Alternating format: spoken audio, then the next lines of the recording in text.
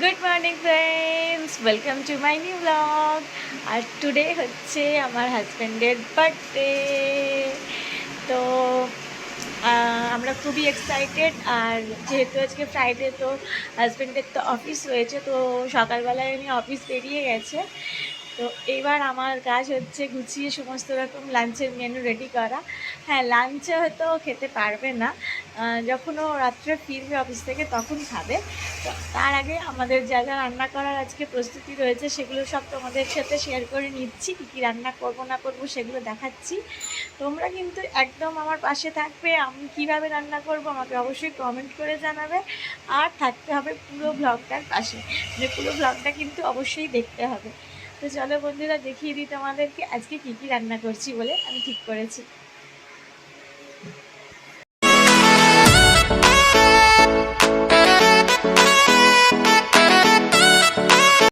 তো দেখো বন্ধুরা, এসে গেছি। আজকে কী কী রান্না হবে তার একটা প্ল্যান করেছি, তোমাদের সাথে শেয়ার করে নিই। যে দেখো, এখানে রয়েছে সমস্ত রকম ভাজা, এগুলো দিয়ে ভাজা হবে।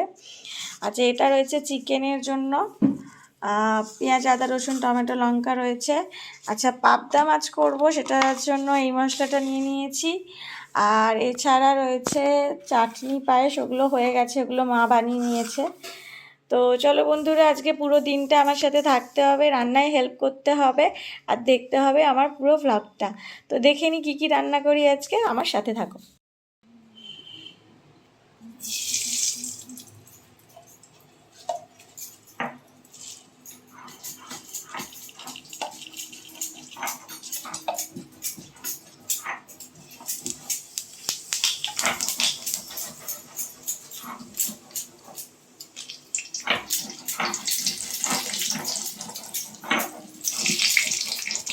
তো বন্ধুরা, কাঁচা মুগের ডাল তো আমি বানিয়ে নিয়েছি, তোমাদেরকে দেখিয়ে দিলাম।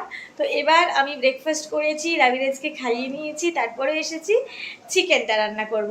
আজকে চিকেনটা একটু স্পাইসি রান্না করব, যেহেতু শুধুমাত্র বড়রা খাবে, রাবিরাজ আজকে চিকেন খাবে না। ওর জন্য পাবদা মাছ রয়েছে, সেটা আমি লাস্টে করব। তো এখন আপাতত আমি চিকেনটা নিয়ে চলে এসেছি কিচেনে। তো চলো বন্ধুরা, দেখিয়ে দিই চিকেনের জন্য আমি কী কী মশলা রেডি করেছি। তো এই দেখো বন্ধুরা, চিকেনটা আমি ভালো করে ধুয়ে নিয়েছি। আর এর সাথে কি একটু পেঁয়াজ কুচি করে দিয়েছি। তো আমি দুটো মাঝারি সাইজের পেঁয়াজ নিয়েছি এটার মধ্যে। তো দুটো পেঁয়াজ কুচি রয়েছে, এইখানে রয়েছে আদা বাটা,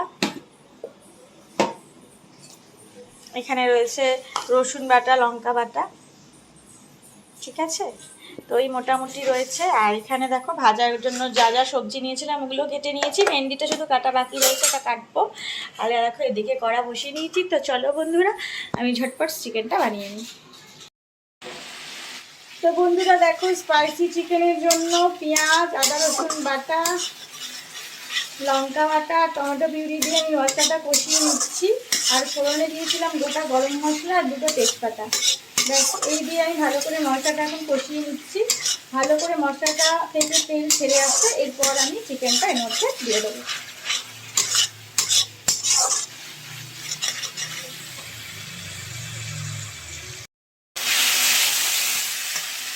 তো নুন, হলুদ গুঁড়ো, তারপরে হচ্ছে কাশ্মীরি লঙ্কার গুঁড়ো, আর হচ্ছে সামান্য একটু জিরে গুঁড়ো, এই মশলা দিয়ে আমি ভালো করে কষিয়ে নিয়েছি।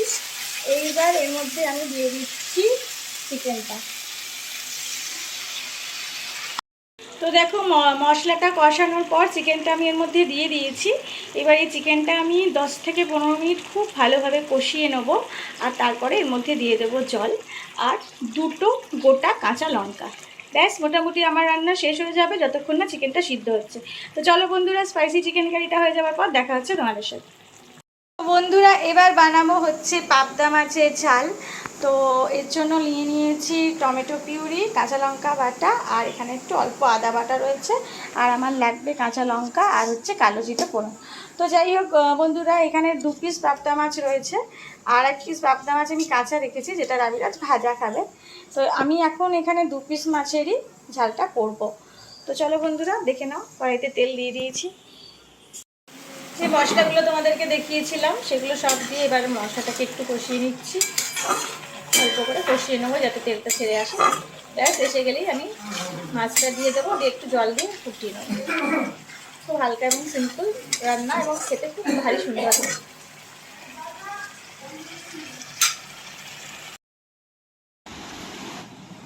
তো বন্ধুরা, পাবদা মাছ রেডি হয়ে গেছে, আর ওইদিকে আমি ভাজাগুলোও করে নিয়েছি। আর একটু ভাজা বাকি রয়েছে, সেটা হচ্ছে আলু ভাজাটা, সেটা করব। ব্যাস, তাহলেই মোটামুটি কমপ্লিট হয়ে যাবে। তো বন্ধুরা, তোমাদের সাথে তো শেয়ার করেইছি যে দুপুরে কী কী রান্না করলাম। তো তারপর বিকেলবেলা থেকে এখানে হঠাৎ প্রচণ্ড বৃষ্টি শুরু হয়েছে। আমরা একটু মিষ্টির দোকানে গেছিলাম, মিষ্টি নিয়েছি, তারপরে টুকিটাকি আরেকটু কিছু জিনিস নিয়েছি, আর দই নিয়েছি। আর এখন আমি লাস্ট প্রিপারেশন বানাচ্ছি, সেটা হচ্ছে আলু ভাজা, আর উপরে একটু পোস্ত ছড়িয়ে আলু ভাজা। এটা অনেকেই খেতে খুব ভালোবাসে, তো আমার হাজব্যান্ডও খুব ভালোবাসে এটা খেতে। আর ও আমার কাছে আবদার করেছে যে তুমি এটা আমাকে বানিয়ে দিও আজ। তো সেরকমভাবে বানানো হয় না মানে পোস্ত ছড়িয়ে আলু ভাজা। তো আজকে যেহেতু বলেছে, তাই জন্য আমি বানাচ্ছি ওর জন্য স্পেশালি। আর দেখা যাক কেমন খেতে হয়। তোমাদের সাথে অবশ্যই শেয়ার করছি যে কেমন হলো জিনিসটা বানানোর পর। তো আলু ভাজা হচ্ছে, এখন তেলে আলু দিয়েছি, ভাজা হচ্ছে। এরকম বন্ধুরা আলু ভাজা হচ্ছে। তো নামানোর আগে সামান্য পোস্ত ছড়িয়ে দেবো, একটু নুন হলুদ আর লঙ্কা দিয়েছি, ব্যাস, আর কিছু না।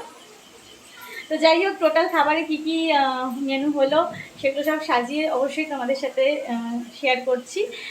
যেহেতু হাজব্যান্ড তো রাত্রিবেলায় বাড়ি ফিরবে অফিস থেকে, দুপুরের লাঞ্চ তো সেভাবে হয়নি, তো রাত্রিরেই সাজিয়ে দেবো জন্মদিন উপলক্ষে। তো কী কী সাজাবো, কী কী হয়েছে টোটাল মেনু সব তোমাদেরকে অবশ্যই আরেকবার দেখিয়ে দেবো। তো পুরো ব্লগটা দেখার জন্য অনেক অনেক ধন্যবাদ। পাশে থাকতে হবে, দেখতে হবে আমার ব্লগগুলো, আর কেমন লাগছে তোমাদের অবশ্যই কমেন্ট করে জানাতে হবে। তো চলো, আজকে এই ব্লগটা এই পর্যন্তই।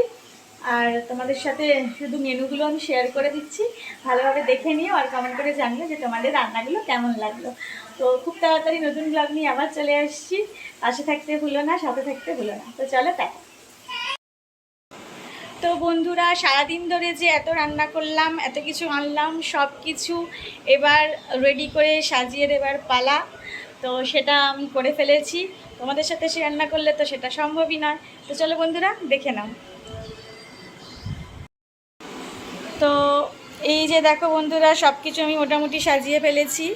তোমাদের কেমন লাগছে অবশ্যই জানিও।